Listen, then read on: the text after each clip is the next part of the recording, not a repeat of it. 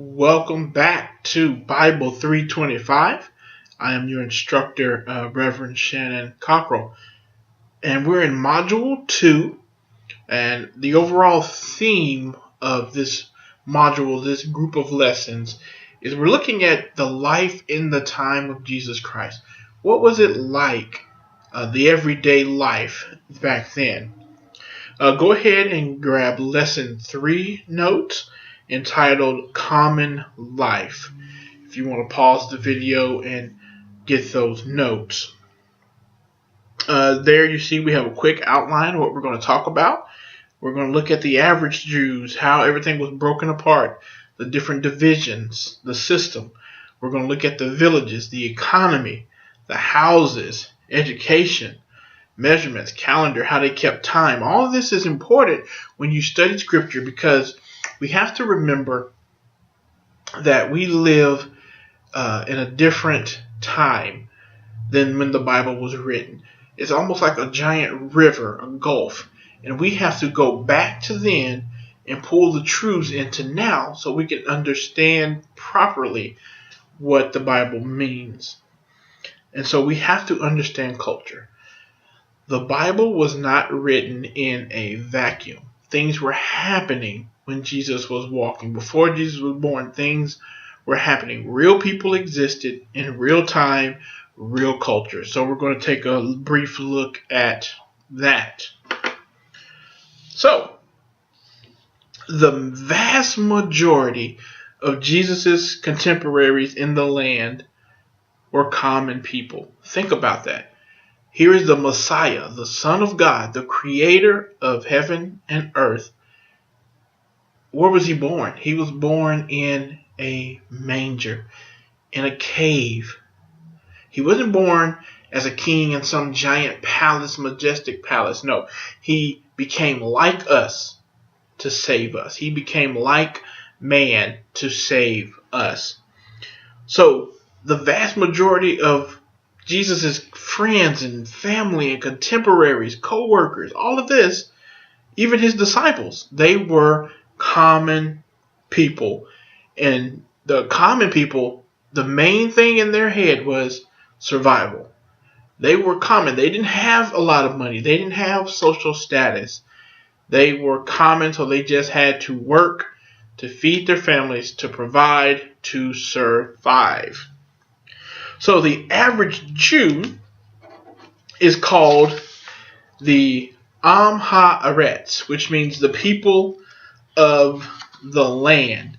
Now, later this term is derived from the books of Ezra and Nehemiah in the Old Testament, which is when the people were coming back from Babylonian, the Jews were coming back from Babylonian captivity.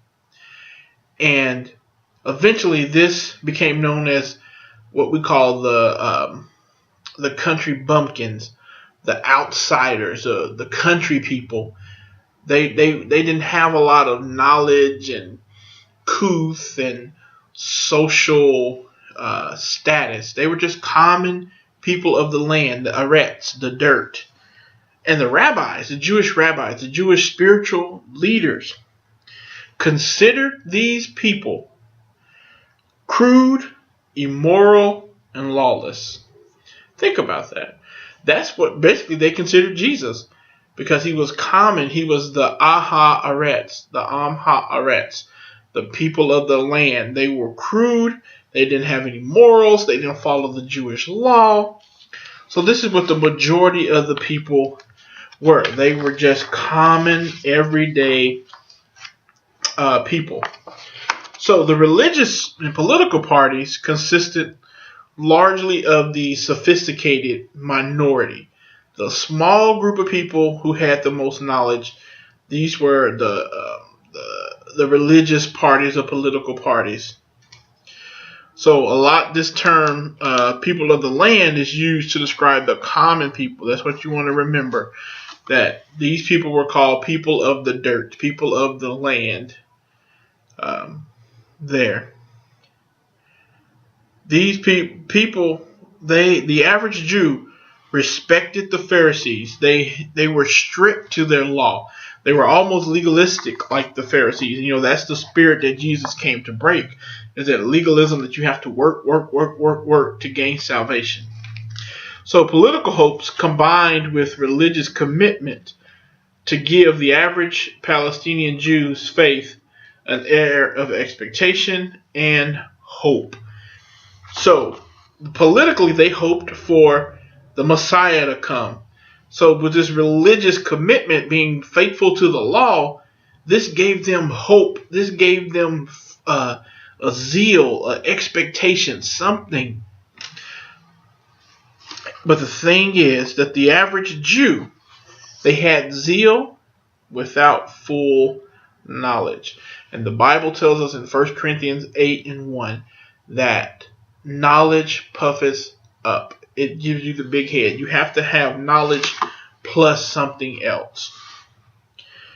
So hope without understanding religious practice, without clear theology. They didn't have a clear theology. They were just going through the motions, following the legalistic standards of the Pharisees. So the average Jew in those days, in the first century, take yourself back. They're poor, they're common. They just want to live their life in faithful obedience to God and make money and a living for their families to provide. Now we're going to see that there's divisions in the first century. You have the rich, which were the city rich, and then you have the country rich. And the country rich were people who owned large estates, big plots of land. So you have the rich, then you have the middle class. And the middle class, this is where you have the artisans, the merchants in the cities. They owned a little bit of estate. This is the middle class. And then you have the low class. This is where you had the city poor, the country poor. You had peasant farmers. You had landless peasants, slaves, people who had to work. And then on the last rung there, the last rung of the ladder, the social ladder, were what they called non-persons. Non-persons.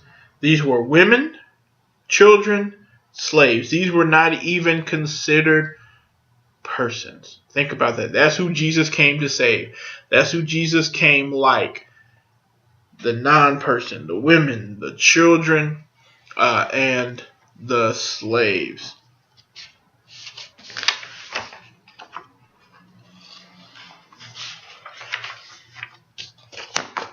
And then you will see that each gospel writer focuses on a different audience. And we see that in the Gospel of Luke, if you read carefully, Luke focuses on that middle and that low class. A lot of Luke's miracles and Jesus' interactions in Luke is with women, the social outcasts, sinners, gluttons, tax collectors, children, slaves. All of this Jesus interacts with. That's good news to us because no matter where we are socially on the ladder, Jesus still loves us. We are still created in the Imagio Dei, in the image of God. And then you have the Jews. Jews, this is the religious establishment. You have the high priest, the priest, the Levites who were they handled the business in the courts. You had the patriarch in his court, the scribes, the elders, the sages, the members of the Sanhedrin court. Then you had the Hasidim, the Pharisees, the Sadducees, the Essenes, and then the Quran sect who created they came up with the Dead Sea Scrolls.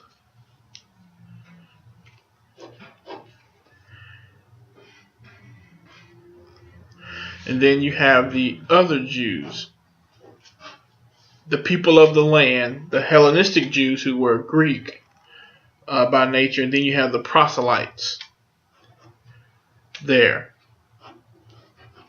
The non-Jews, these were the Romans and the Roman armies because they were under Roman captivity. Then you have the Greeks, the Hellenized pagans, who were under Greek influence and culture. And then lastly, you had the Samaritans, who were considered the scum, the dogs, half-breeds.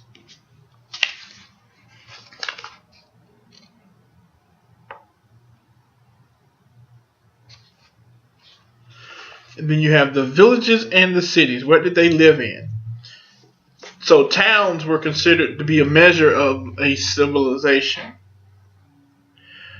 These ancient cities were built on farm and agriculture. With the proceeds, they covered most of the tax obligations that Rome put on them.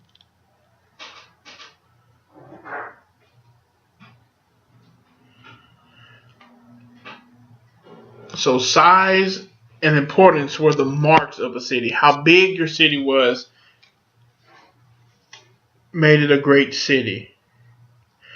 And the gate of the city, you'll see that mentioned a lot in the Bible and the New Testament. The gate is where the political elites met. This is where everything, how the city was governed, how the city was ruled, everything happened there in the gate. The gate was the city of commerce, the city of learning, the center of government.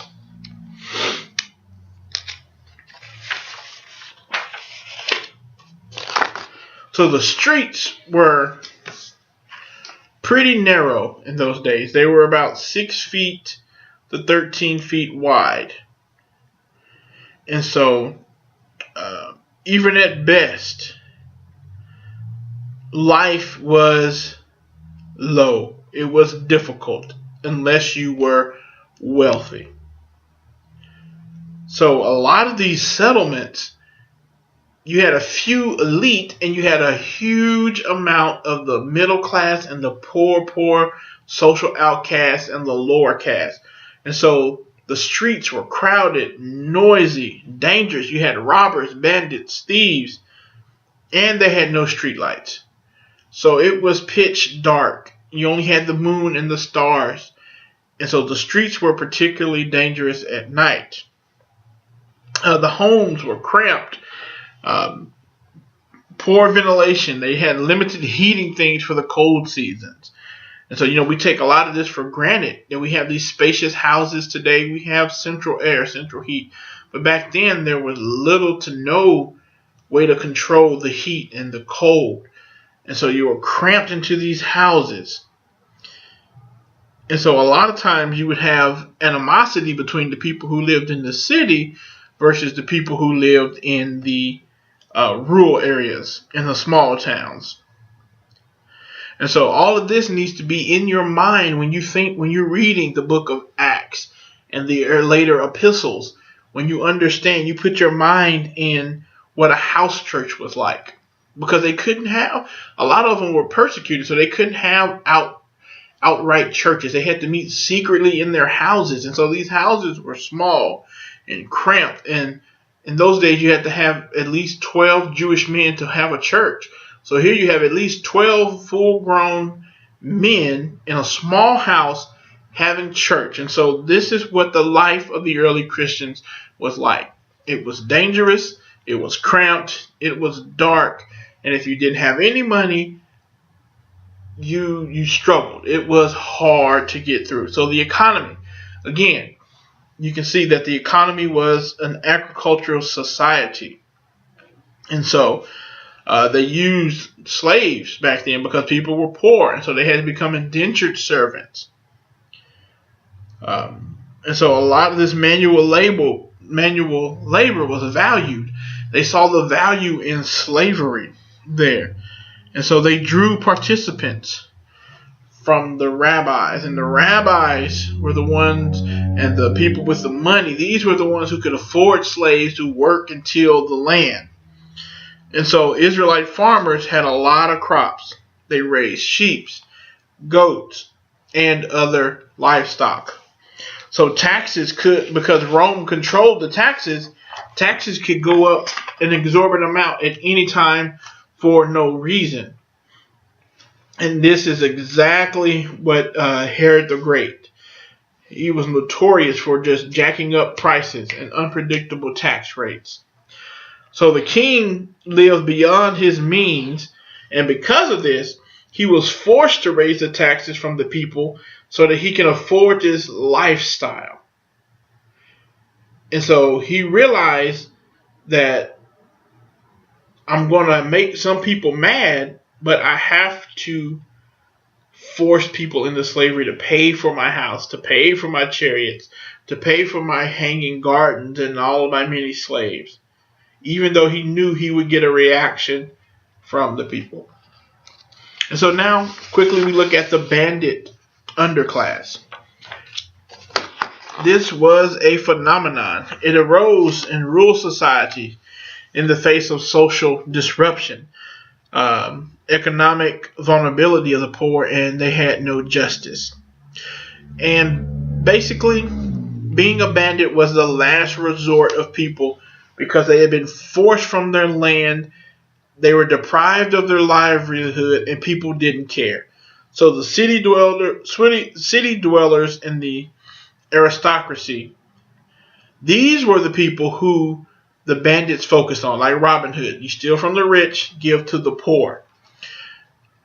And so a lot of times the bandits would steal just to go back to help out other people, to help out the people who were like them, to help out the people who had no social justice, who had no voice in the city. And so the Gospels give hints of the desperate plight of some of the people in the common days. And so it's very important when you hear Jesus say things in Matthew 6 about don't worry about food, don't worry about clothing. That's a shock. What do you mean? We're low middle class, we're poor, we barely have food, we barely have any kind of good clothes, we have to steal a lot of times. And here is Jesus coming on the scene saying, hey, don't worry about your food, don't worry about your clothes. Seek first, Matthew 6, 25 through 33 through 34. Seek ye first the kingdom of God, God's rule and reign, God's way of doing things, and all these other things will be added. That's a word for us today. No matter what situation we find ourselves in, no matter how it looks, we take this Bible, we feed on it, we study it, we get our instructions from it, we read passages and build our faith on Matthew 6. Don't worry about your life, what you will eat and drink, about your body, what you're going to wear. Is not life more important than food? Why do you worry about clothes? Pagans run after these things. But seek first God's kingdom and his righteousness, and all these things will be added to you. So then you have money. And money was not the only medium of exchange. They bartered a lot of times. Now, in those days, 3 different types of money existed. You had Jewish money, Greek money, and Roman money. Jewish coins, there's a lot of times you will see in the Gospels the shekel, half a shekel, quarter shekel, and the lepton. These is what the poor people had, the lepton, the copper coins. And it represents the smallest imaginable amount of money. That was what they call a lepton. A lepton. And so then the Greek had the drachma, which was a day's wage for a laborer. The pound or the mina was about 100 drachmas. And the didrachma held the value of 2 drachmas. So, the Greeks had the drachmas. Rome had the denarii. So you'll see these terms, and you have to understand that there were 3 different types of currency going on when Jesus is walking the earth there.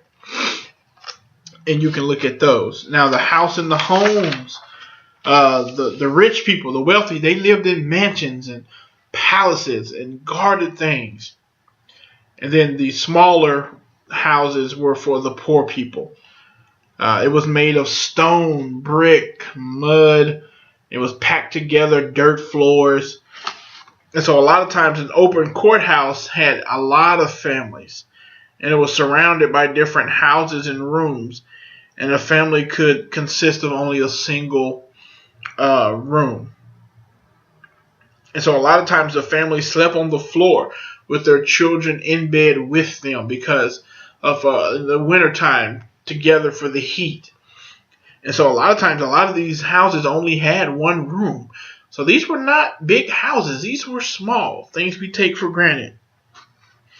And a lot of times the people would sit on top of the house in the evening to cool off, and sometimes they would sleep if it got too hot. They would just go on top of the flat roof and sleep. Now, the home life, the family was the institution established by God. It was they valued the family because it was established by God. Marriage early was the norm. A lot of times they would get married without ever meeting their spouse. So the earlier the marriage, the better in those days. But usually the marriages were monogamous. But polygamy was also known for the higher classes. They would take more than one wife. And so the husband led the household, but he was expected to provide food, shelter, clothing, and he was to lead religiously. He was responsible for educating the children. Then here, in these times that we live in now, it's the reverse. But in those days, it was the husband's job to do those things.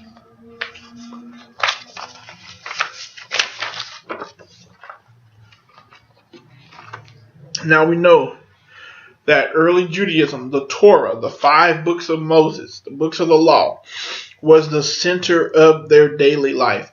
It regulated everything they did. That's how we should be. This Bible, the Bible, should regulate every aspect of our lives. That's why you're here at Austin Bible Institute. You're here to get the tools to learn how to dig into this book and pull out its truths for life. This should be your foundation. This should be your final authority in life. And we know that the Sabbath was fundamental for a Jewish person. Now, the ancients calculated time differently. Any part of a unit of time was counted as a whole. Any part of the day, the year, the month, any part considered was a day, was a whole. So secondly, the new day began at sunset. And so time was divided up into greater and lesser evenings.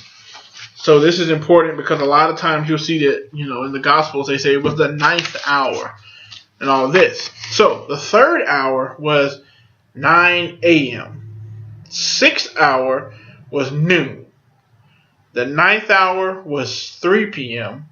And then the 12th hour was 6 p.m.